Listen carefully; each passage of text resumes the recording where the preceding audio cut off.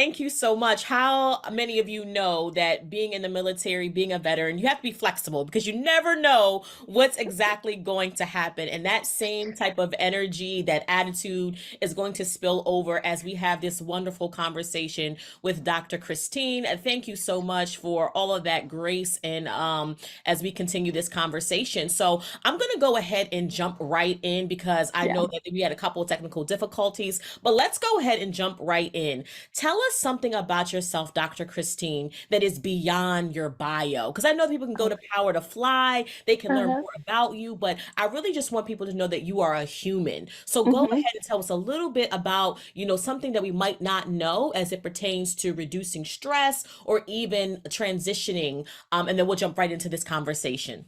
Yeah. Well, as we already know from my bio, I'm a nurse practitioner. I love the outdoors, as that's about me. I try to be outside as often as I can, if it's sunny or rainy, whatever it might be, because I live in the Pacific Northwest. So it's a little bit of all things all the time.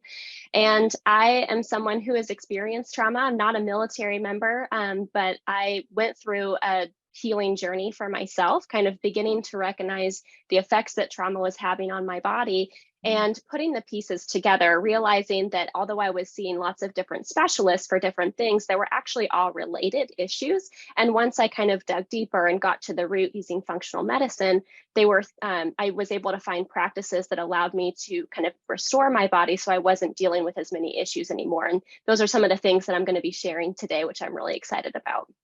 Awesome. Yes. And it really is about restoring the body after trauma. And what I loved about what you just said is it's not just trauma after a military or a veteran spouse, but just after Mhm. life. And some of these principles could be applied to, of course, veteran service members and military spouses, Yep. correct? Yep. Absolutely. When it comes to trauma, the body doesn't distinguish what the trauma is. It just Mm. matters how the body responds, right? So whatever it could be, and you're not just a military member, you're not just a military family member. You are a person much beyond that. You're years beyond that. And so there's so many ways to look at how your body has responded to all of what life has brought and begin to promote healing and restoration and resilience in your body. Yeah, so let's talk about that because I think, Yeah. Dr. Christine, what happens is we want to skip to the healing. We want to skip Right. to making sure that it's over. We want to skip Mhm, to, trying to get through. But let's talk about what actually happens to the body once we mhm. experience a traumatic situation. Yeah, I think that's a great question. And what it really matters kind of to notice where the body begins, right? We always want to begin at the beginning. And what happens when the body encounters a stressful or traumatic experience, whatever that might be, is that the body has two basic responses to stress. And one is that fight or flight sensation where we want to either do something or run away. And the other is kind of this freeze or immobilization or withdrawing. And both of these are good dynamic responses that the body is meant to have. They're life saving. Fight or flight typically comes out in more like dangerous situations where we can do something about it. And that immobilization or shutdown often happens when the body senses that life is deeply threatened, where we might not survive. And so it's kind of counterintuitive, but they are things that have worked biologically for millennia, for not just our bodies, but many other mammals. And so they're really adaptive. And we don't want to stop these things from happening because they're necessary, but we need to begin to realize when bodies kind of get stuck in these responses and aren't able as much to adapt back to a safety connection state of being, because that's where we should live most of the time, is being able to connect with one another, being able to live in a state of safety and harmony within our body. And if our body gets stuck in fight or flight or stuck in immobilization or shutdown, then we develop a lot of symptoms Mm. that might come out, and our body might have trouble kind of shifting back into that natural state of well-being. Yes, well-being and safety. Those are like two key words. I think that Yeah. we don't realize how much of an impact that it has on us until it's taken from us or we're in a flight or flight situation, like you Mhm. just mentioned. So I know for a fact that many people who are probably on this, watching this, going to catch the replay, we've experienced some type of stressful Oh yeah. situation. We've been in a flight or fight situation, but we want to kind of turn that upside down. We want to talk about how to restore. And I'm just Mhm. curious if you want to have me dive into and have a conversation with Dr. Christine about how to restore. I mean, many of us know stress all too well, right? But let's how do we get to the other side? So if you're interested to know some tips and tricks on how you can restore and get out of that feeling, just type Mhm. restore in the chat box because I just want to make sure that you're still with me. I know I had a little bit of technical difficulty, but I want to make sure that you're ready to restore because some people, Mhm. sadly, like they don't even know that there's a way out. They don't even Right. know that there is light at the end of the tunnel. Mhm. So if you're ready to learn how you can actually restore, that is where I want you to type that into the chat box as we begin to, Yeah. have this conversation. So let's talk about that for a second, right? What is the turning process? What does that look like? Mhm. Yeah. After you have this traumatic or stressful event or situation, what are some things that we can do to kind of get on this journey of restoration or Right. I think that, yeah. So I think number one step for kind of everyone is just bringing awareness, right? Awareness to there's possibilities, also awareness to just whatever our body is giving us at that moment, and not with judgment or criticism. Or sometimes when we have symptoms, we feel a sense of betrayal with our body, like, why is it showing up this way? I don't want to be this way. And there's a sense of frustration within ourselves with that. And just to begin to notice and bring awareness and mindfulness that this is how our body is able to show up right now, whatever symptoms we might be experiencing, that it's okay that our body has done that because it's been trying to protect and preserve us. And those can be lots of different symptoms again. And so I just want to again be mindful that it might look vastly different from person to person how it's showed up for you. And it might affect your life in a variety of different ways, right? But looking beyond what's traditionally considered like a stress or trauma response, right? Whether it's PTSD, CPSD, or like things like anxiety or depression, these things are typically considered trauma or stress responses. But considering the other elements of the body that may be at play, the heart, the lungs, the digestive tract, your skin, your immune system, all of these things have changes as well. And so noticing if you have lots of different things going on and considering that there may be threads combining them, right? So that first step, awareness. And then the second step, in my opinion, as a functional medicine provider, is what I consider kind of things that are the cake. And these are things that people can do for themselves, looking at nutrition, their types of movement, working with their microbiome, working with their nervous system, whatever they might be. Um, there's a lot of different avenues to do this. But these are things that I consider like they help empower each person. They're things that you can do for yourself. You don't have to rely necessarily on other people, although bringing in elements where we can connect with each other and empower one another and co-regulate are deeply healing for trauma experiences. So we do need to consider our community and how we connect. That these are things that are the basic kind of elements of healing. And then kind of the standard gold standard in traditional medicine is things like antidepressants or therapy, other medications maybe to help with sleep or nightmares or things that might come up as well. And I consider those the icing. Those are good things that we often need, but if we're not doing that support underneath, then those things are going to be limited in what they're able to do. So digging deep into personalizing those other techniques and digging into our meaning, values, and purpose are really essential elements that we should have underneath that, right?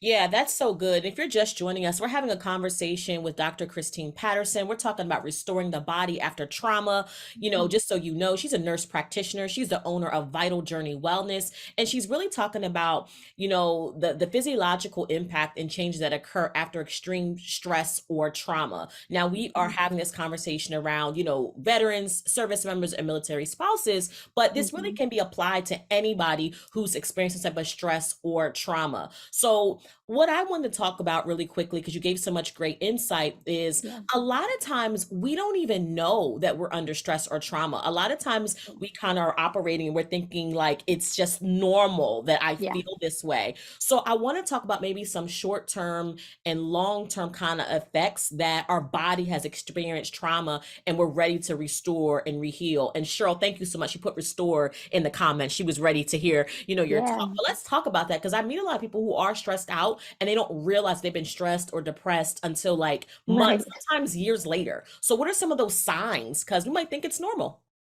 Exactly. And I think that's kind of why bringing awareness is so important as that first kind of number one step, right? Because we do tend to normalize and minimize some of the experiences that come up. Oh, I'm just stressed, right? When you're Mhm. irritable and moody, and like one moment you're about to fly off the handle and the next you want to cry somewhere, right? Like, so that happens. That's a sign of stress and overwhelm for the body. Things like in the digestive tract, like being backed up or going to the bathroom too often, right? Being loose. Things like other digestive issues, having heartburn or poor digestion, with immunity, getting sick really frequently, or having autoimmunity are signs that the immune system is having issues and could be affected by some of the stress hormones or stress responses. The heart is a big one, right? So we all know high blood pressure is a big problem, and that's linked to stress, right? That's pretty common. So high blood pressure, high heart rate, but also low blood pressure and low heart rate also have links too, right? Because the body can go into a state of depression or withdrawal. And that looks like the body getting like really low, right? So not just a low mood, but also low physiologic signs as well. Things like with skin, maybe some people get hives or crazy rashes, and then when they come out of a stressful experience, those things disappear. It can be all over the body that things show up. And so it can be sometimes hard to realize that there are stress links or trauma links to them. And that's why sometimes it's really helpful to work with somebody else who has experience, right? And begin to help you put some of those pieces together. That's what helped me ultimately in my journey too, right? Was having other people inform kind of my life and my perspective, and helping me realize that these were things that were connected. Yeah, you said so much, and I want to talk about that in just a second about how does someone need to know that they need to seek professional support. But Mhm, before we do that, there's something that you touched on that I want to kind of go into a little bit more. I think that you can Google, right? Tips on how to reduce stress, tips on how to, get over trauma. But I want to talk about, is there any like novel, unique, maybe mhm. special ways that people can kind of cope and restore or get the healing they need after a traumatic situation that is not as easily Googleable? I don't know if that's a word. I Yeah. just made it up, Dr. Christine. I But think it works.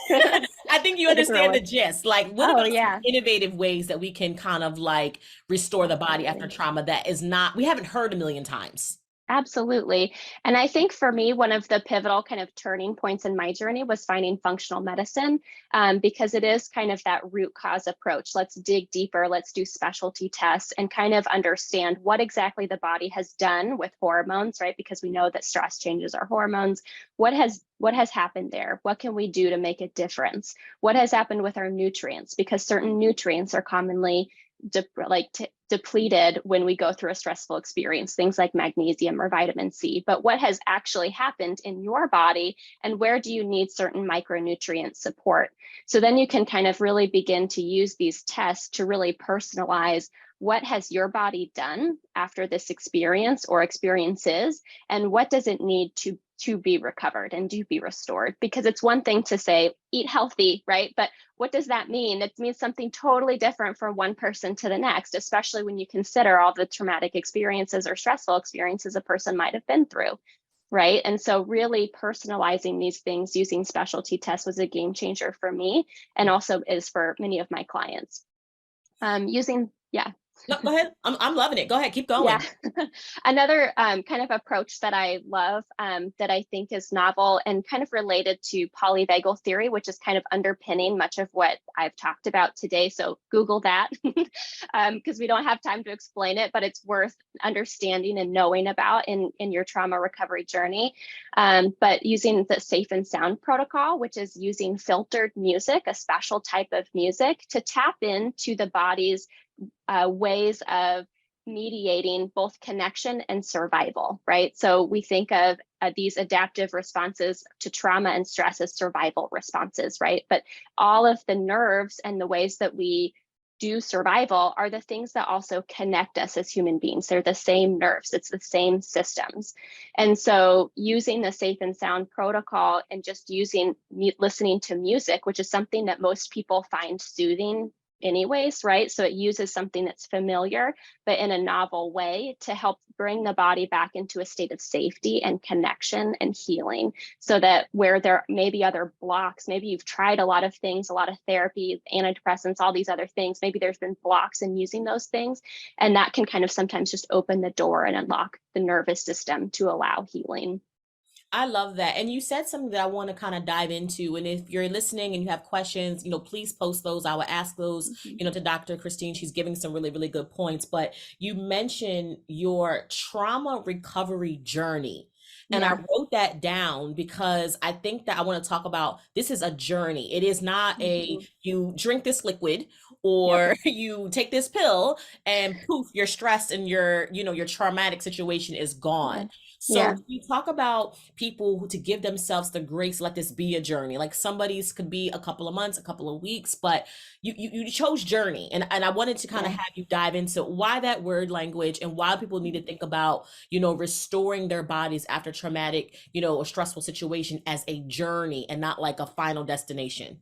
Yeah, I think I love that word and I love that you pointed it out because I think with so much when we try to heal, as you said in the beginning, we kind of want to skip, like fast forward, like how do I get to the end, right? But so much of healing is what happens in the middle. Mm. And it happens when we have choice and where we have autonomy and agency. And sometimes those choices aren't perfect, right? And so healing isn't a perfect journey. It's something that's often cyclical. It's not like a linear process. Sometimes you feel better and sometimes you wonder if it's working, right? But having that ability to think like, maybe I went 2 steps forward and 1 step back, but that's okay. This isn't a perfect journey. I'm still in the healing process, still looking, still searching. There's maybe uncertainty sometimes about what way you go, what's the best choice for you at that point in time, what's the next best step. I like to say a lot, but you just do the best that you can when you're on a journey. You might not have the perfect roadmap, but you have an idea sometimes, and you meet people along the way, other travelers who are on the journey who help you figure out where you need to go to. And so I think so many of those elements are true for the healing process that it's not a one size fits all. It's not a one direction that we all need to head in. It's not one thing that's going to work perfectly for each of us, but it's combining all of these things and all of these elements that hopefully will move us toward where we want to be, towards healing, but not considering that healing is a state of being cured. I don't think of, sometimes we might think of being healed as being totally free of everything. And that's not necessarily true either, right? Just continuing to be aware of the body, aware of what the body is bringing, and accepting where we are right now, but also moving towards, right?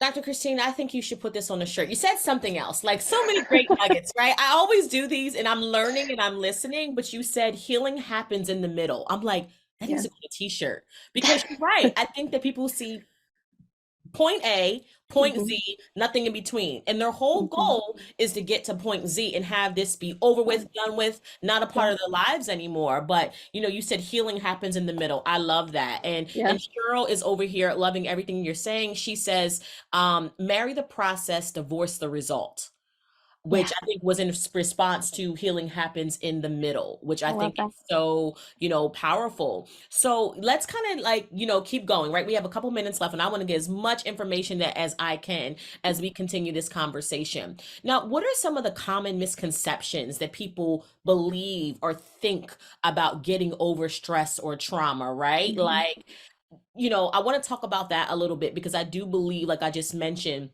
is that we want to go from A to Z, but what are Hmm. some common misconceptions or thoughts that are just not aligned people need to let go of if they truly Yeah. want to heal and restore that they just been kind of holding on to as truth and actually it's kind of false. Yeah, yeah. I think kind of exactly what you said, right? That it's going to be an all or nothing kind of healing process when really I think it's about turning down the dial and figuring out where you have the agency to do so, right? And can co-regulate with other people to do so. So it's like layering process that happens over and over again, this next best step that we take every day, right? That's the process of healing. And I also think that there's sometimes this thought that it's not possible at all, right? Where we talked about in the beginning, I love what you said, is who's ready? Like, who wants to do this? Who thinks that it's even a possibility? And I think sometimes, especially with trauma, it can be so overwhelming and such a like a physiologically overwhelming experience that it can be hard to believe that there is another way of being and that there's a way to get through this experience.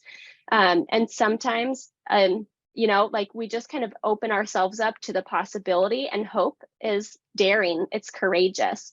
And to be able to be open to that, I think, is stepping into that courage and stepping into that bravery so that you can have the opportunity. Because if you don't believe that it's a possibility, then it's definitely not going to happen, right? Because you won't be able to do the things earnestly and genuinely to make a difference in your body. Your body has to believe it on a cellular level, and your mind has to believe it as well.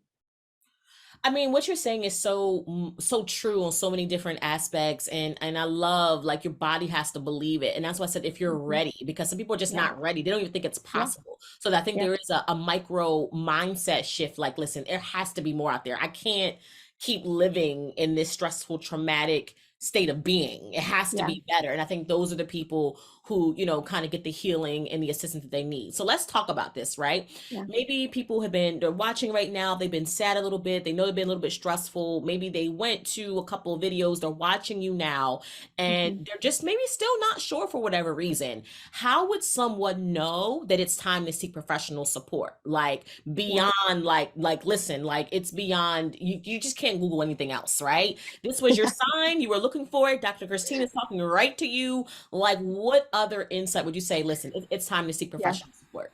I think there are two big reasons, and one is like the physical burden, right? If you already have diagnoses that are related to stress, if you've got anxiety, depression on there, you got high blood pressure, you got digestive issues, like that is a sign your body is having an experience, right? And things can be done to help make that better as long as you really personalize and dig into those experiences. You can't do the standard healthy diet. That's not probably going to make it's going to help some, but it's not going to get you all the way, right? And so really personalizing those things is what you want to be able to do.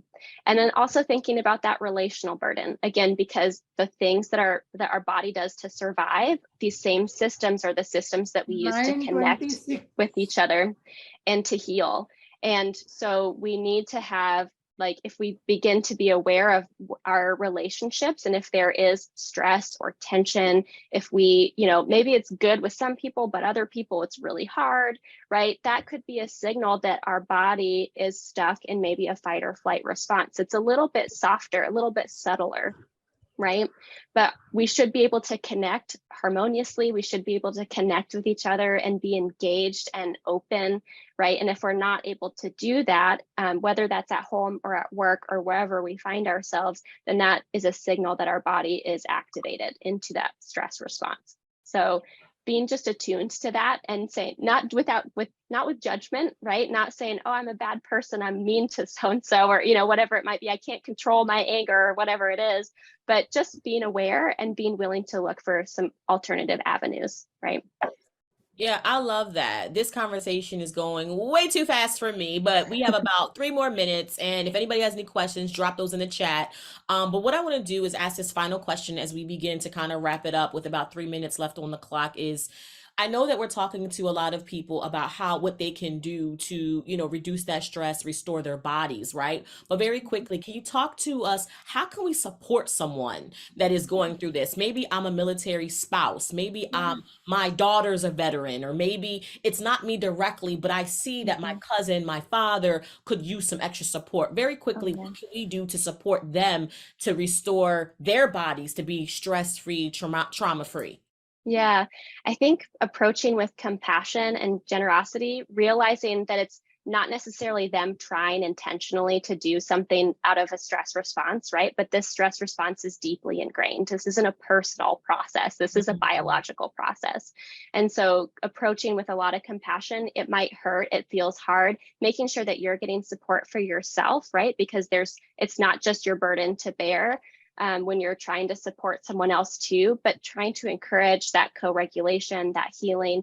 I think if we can stay when we're able to be in that state of safety and harmony within ourselves, we lower that threshold for other people to enter into it, right? So it makes it easier for them and their body to come into that state of 9:20 na safety naman and nasa well-being. process. And that's really important that we offer that to one another.